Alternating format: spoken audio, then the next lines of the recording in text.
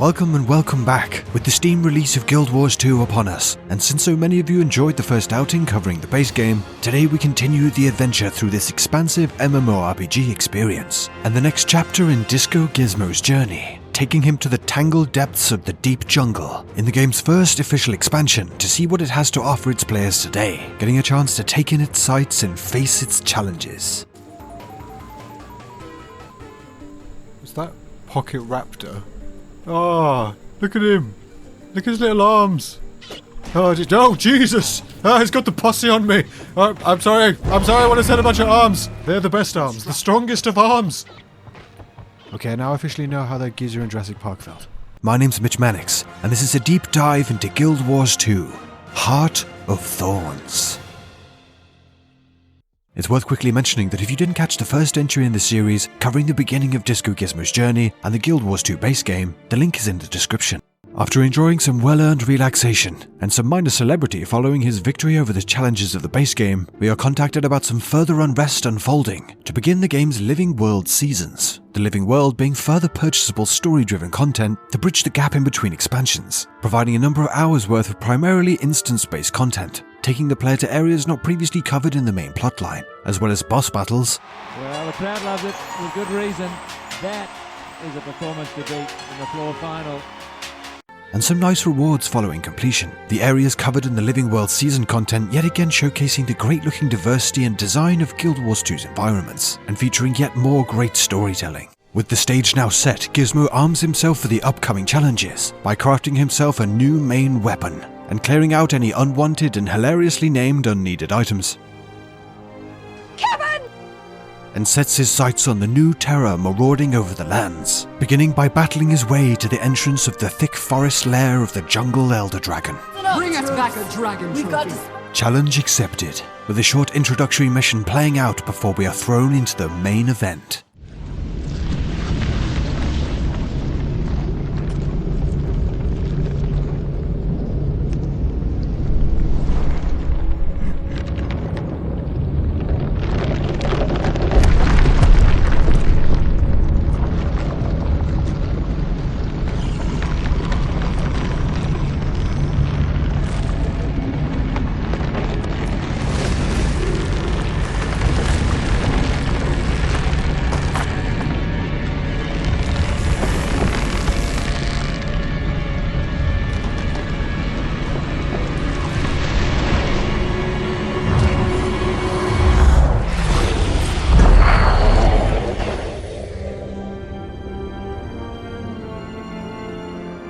First stepping into the expansion, what is overwhelming is the sheer scale of the areas and the action playing out within, with massive crashed airships brought down by the jungle's malevolence, tangled within its oppressive environment.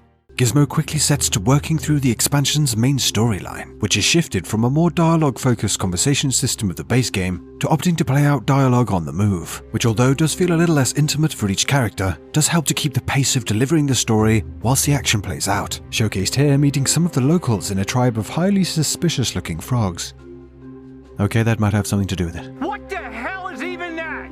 Battling on through the story, taking time in between to work on leveling up the expansion's unique masteries, which include a number of ways to traverse the harsh landscapes presented in the Heart of Thorns expansion, including access to a glider, using mushrooms to boost up higher, and unlocking a whole system of tunnel networks to access previously inaccessible areas. The Heart of Thorns zones are indicative of the dense forest environments it looks to emulate, with 3 floors of dense jungle explorable areas to each zone, all filled with vistas, hero challenges, and of course the game's open world events playing out. Guild Wars 2 again opting for a format that gives its players the opportunity to really get to explore its zones and understand some of its inner workings, with story chapters requiring a particular ability to unlock to progress, avoiding the sometimes all too fleeting rush through the zone when focusing solely on the story-driven content. When it comes to the zones of Heart of Thorns themselves, the highly dense thick forests and yet more incredibly well-designed architecture, when coupled with the game's use of light and colour, makes the zones in the expansion nothing short of breathtaking. It can be frustrating at the beginning without the abilities, making traversing the land much more possible.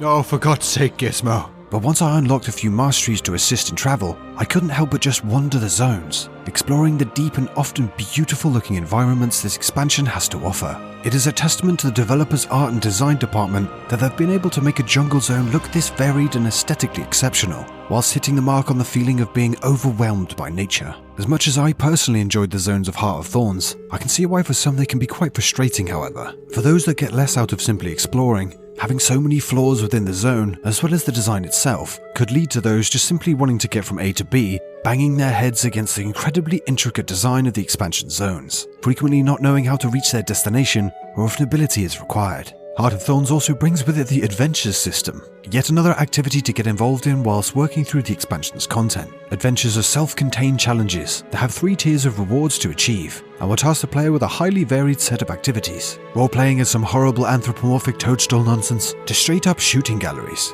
The Adventures in Heart of Thorns go even further to strengthen the MMO's feeling of fun, which is something I could hardly not notice even during my time with the base game. This thing walks a very fine line between cute and creepy, not unlike someone else I know. Being able to break up the somewhat grindy feeling of obtaining masteries for progression with content that feels like it was created to be just that, taking a break doing something totally focused on maximizing enjoyability. And while we are on the subject, if you're enjoying the video, please consider dropping it a like, letting me know your thoughts down in the comments, and subscribing to the channel for all sorts of RPG greatness. You wouldn't believe how much that helps out keeping the content coming.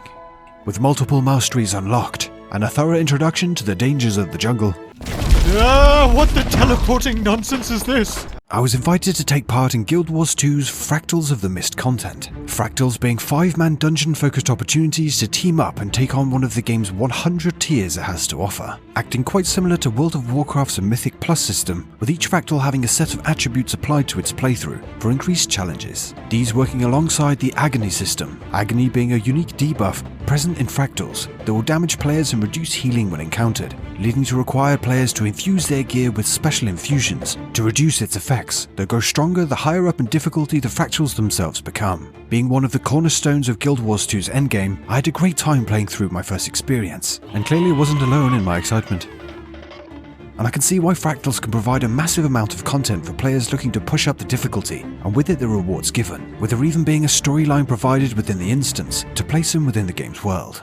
With a break from the action getting slapped about in fractals, we return to the main event, getting slapped about in the jungle, where Gizmo delves deeper into the thickets, unlocking more modes of transportation, reaching some incredible heights, and getting a look at some more of the expansion's exceptional looking sights, making sure to now and again track down some of the game's hero points to further progress the Reaper's subclass, unlocking further modes of Necromancer destruction. The hero points in Heart of Thorns, in my experience at least, have had a reasonable bump up in difficulty, and yes, can cause some frustration, spending ages finally tracking a point down in the sometimes confusing layout of the jungle just to find out it's far too challenging to face alone. But as far as I'm concerned, just gives another challenge to rise to, as well as encouraging grouping up to overcome the odds. Hero points give 10 points in Heart of Thorns over the base game's single point, which is a massive help in achieving a fully unlocked subclass, and makes sense to fully realise the power of the subclass that were in their first iteration brought to the table upon the expansion's release. After the epic conclusion of the Heart of Thorns story, and Gizmo keeping up his tradition of dramatic entrances, Hello, everyone. I can say that for those with more of a focus on story-driven MMO content, Heart of Thorns will provide that well, at the same time as being possibly on the shorter side for some. A strong recommendation for those looking for a full story experience would be to look at the purchasable additional episodes of The Living World, covering the plotlines in between the base game and the expansion itself, as after playing through it all contains some really key moments within the story that I expect would leave those that have not progressed through it a little confused at some of the events during the introduction of Heart of Thorns. The choice to paywall such key plot-related developments I'm sure will justifiably rub some the wrong way, as other free-to-play MMOs manage just fine operating with a sole focus on microtransactions that don't hold so much value for those looking to follow something as integral as the game's plotline, and it'll be up to you if playing through all the story will be worth the extra investment. With yet another towering antagonist decimated by our disco hero, it's on to the expansion's raid content, and after teaming up with the great guys and gals over at the Treasure Mushroom Guild, got a chance to take on Heart of Thorns raid instances with the Forsaken Thicket, which, as with my previous look into Guild Wars 2's raid offerings, was highly enjoyable, with some interesting mechanics and some tough boss encounters to take on within the raid's 3 wings. Challenge mode is available within the raid instance to further increase its difficulty along with its rewards, for those looking to take on some of Guild Wars 2's toughest PvE encounters.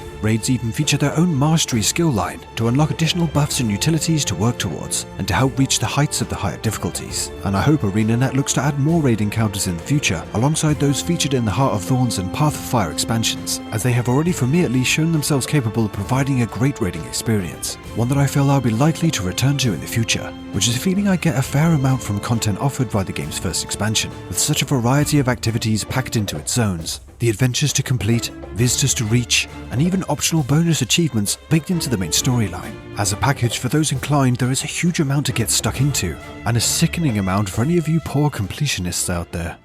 My experience working through Guild Wars 2's first expansion has served to only strengthen the sentiment of our previous outing within the game's core levels from 1 to 80. What ArenaNet have crafted within the Heart of Thorns zones can feel like a grind getting all the required mastery abilities unlocked, become all too confusing while trying to figure out which area of such a densely packed map your next visitor or activity choice is, and sometimes give the feeling of not knowing where to start. But what Heart of Thorns also gives its players is a chance to dive into yet another experience overflowing with content and entertaining activities to get involved in, whilst battling against the elements in one of the most visually breathtaking and incredibly well-presented MMO offerings around, even 7 years after its initial release. I don't feel like I'm running around a reskin of the base game ticking boxes until another cinematic plays. Heart of Thorns felt like another experience entirely, lost within its unforgiving jungle, oppressed by its inhabitants and overgrown chaos, which as far as I'm concerned, is exactly what exploring a land overtaken by an evil jungle dragon should feel like.